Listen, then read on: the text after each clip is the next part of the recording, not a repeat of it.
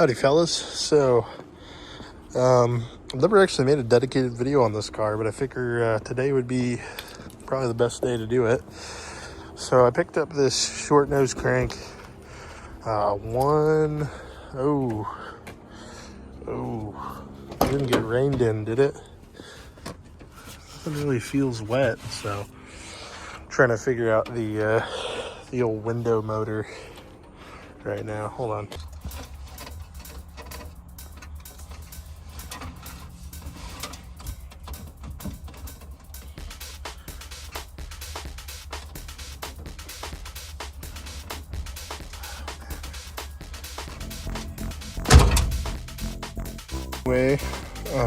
Back to what I was saying.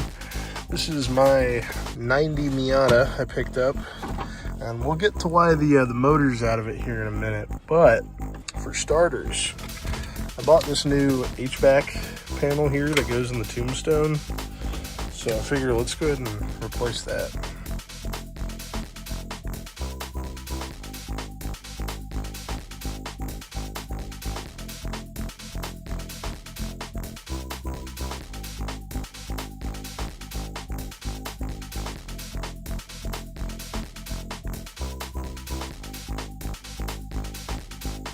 So, didn't film this part too much, to be honest, but got the new HVAC panel in and the interior's back together.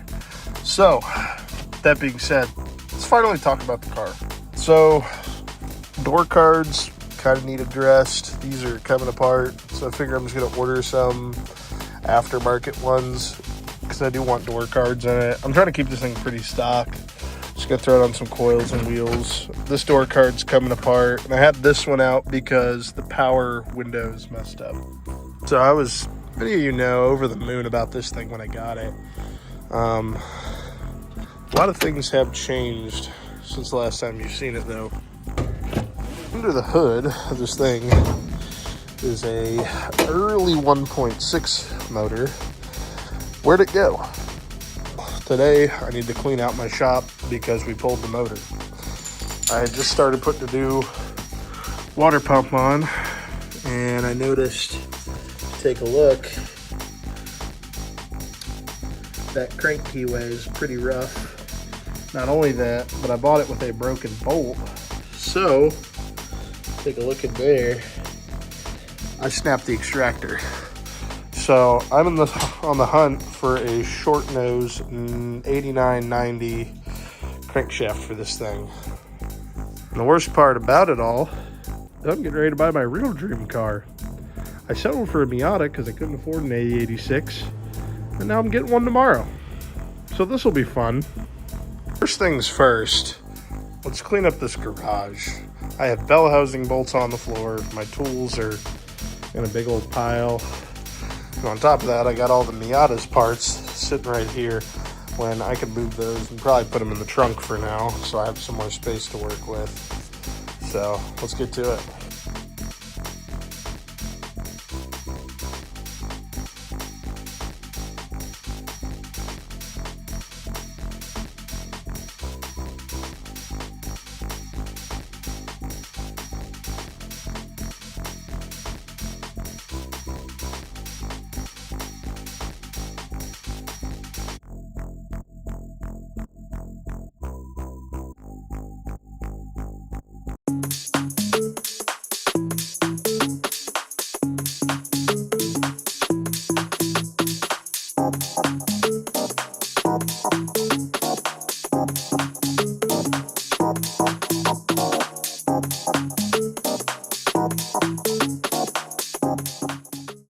Currently, I am waiting on a crankshaft for the Miata, so I figured I'd tell you guys about the other project I bought.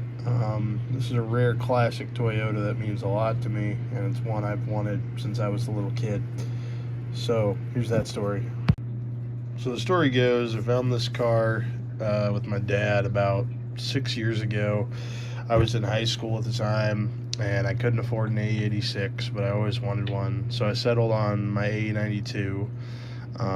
and let's start there. So my A92 we nicknamed Hubert, and I was still in high school, and I didn't really know how to rebuild a motor.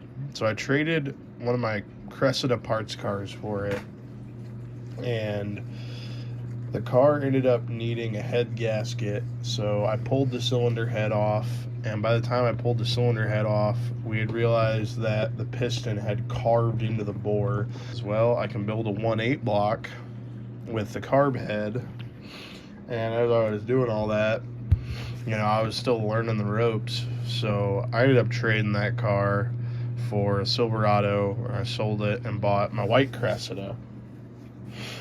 So it kind of comes full circle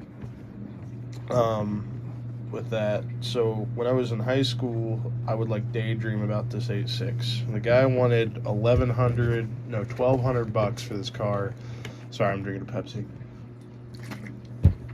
Wanted $1,100 for this car, and I was just like, this is so much, like I just can't right now.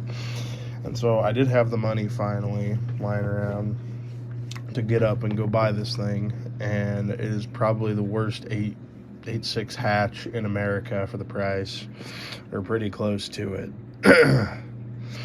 So I went and bought it, and here's some footage of me looking at it. Anyway, it's probably the rustiest piece of shit I've ever seen.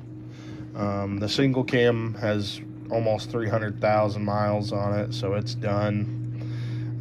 Probably gonna look for a 4AGE 16 valve big port 3-rib block, because those are the cheapest, and you can get those out of any MR2 still left in America. And with the A86 really only having about a 20,000 car production run for all of the Americas, South, North, and Canada, and parts of Mexico, I would assume too. There's not that many left, and my guess / what I've heard is for every two coupes there's like one hatch. So figured I had to jump on this one, and this one in particular spoke to me because it's like untouched. It's not been modified at all, so all the interior bits are there, all the factory wiring stuff is there. God knows if it's any good anymore. I highly doubt it.